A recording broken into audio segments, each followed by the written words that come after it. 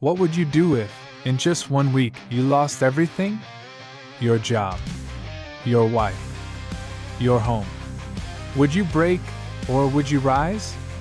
This is the story of Marcus, a man who faced total ruin but discovered an ancient wisdom that rebuilt his life. And today, you'll learn how to apply this same wisdom to your struggles. Because life isn't about what happens to you. It's about how you respond. Before we begin, if you find value in stories like this, please like, share, and subscribe for more engaging content. Now let's dive in. Marcus had it all. A stable career, a loving wife, a home he worked years to afford. But life doesn't care about your plans. First, the job was gone. One morning, he walked into work like any other day, only to walk out with a termination letter. Downsizing, they said? Nothing personal. But to Marcus, it was deeply personal. Then came the second blow. His wife left. Not because she didn't love him, but because their relationship had been crumbling for years. And now, without the stability of his job, she saw no future. She packed her bags and walked out, leaving nothing but silence. And just when he thought it couldn't get worse, it did. The bank foreclosed on his home.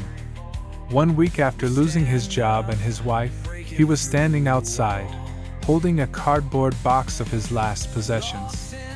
3 losses. 7 days. A lifetime of work erased. If you've ever felt like life hit you all at once, you understand Marcus's pain. The weight of everything crashing down, the feeling of being completely lost. But here's the truth, pain is unavoidable. Suffering is a choice. The question isn't why did this happen? The question is, what now?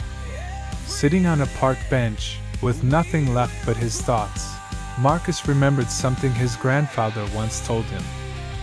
You are not what happens to you. You are what you choose to become. And that's when everything changed. Marcus discovered the wisdom of Stoicism, the philosophy of resilience, of enduring hardship with strength and grace. And one quote from Epictetus struck him like lightning. It's not what happens to you, but how you react to it that matters. For the first time, he realized he had been focusing on everything he lost. But what about what he still had? His mind, his hands, his ability to act. So he made a decision. He pulled out an old notebook and wrote 2 lists. Things I can't control, the past, his wife's choice, the lost job. Things I can control, his mindset, his actions, his response. And that's where his recovery began. Instead of drowning in self-pity, Marcus took the first step. He found a cheap room to rent. He took a job at a small coffee shop, not what he wanted, but a start. And every day, as he wiped tables and poured coffee, he worked on something greater, himself. He read, he wrote, he exercised. He redefined what success meant, not a title, not a paycheck, but discipline, wisdom, and inner peace. And slowly, things began to shift. Because the Stoics teach us this, suffering ceases to be suffering when we give it meaning. Marcus turned his struggle into fuel. And so can you. By the way, if this story is resonating with you, please take a second to like, share, and subscribe for more engaging content. 2 years later, Marcus stood in a new office, shaking hands with a client.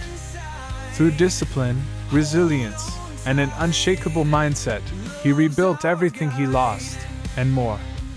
He didn't just get another job, he started his own consulting business, using the skills he had once taken for granted. He didn't just find new relationships, he built deeper, more meaningful connections. And most importantly, he forgave. He forgave the company that let him go. He forgave his wife for leaving. And most of all, he forgave himself. Because life isn't about avoiding hardship. It's about learning how to stand when everything around you falls. And that, my friend, is what makes a person truly unbreakable. Life will test you. You will face loss, failure, and heartbreak. But when it happens, you have a choice. You can let it destroy you, or you can let it shape you into something greater. Marcus isn't special. He wasn't born stronger than you. He simply made a decision to stop focusing on what he lost and start focusing on what he could build. And you can do the same. So today, take one step. Write down what you can control.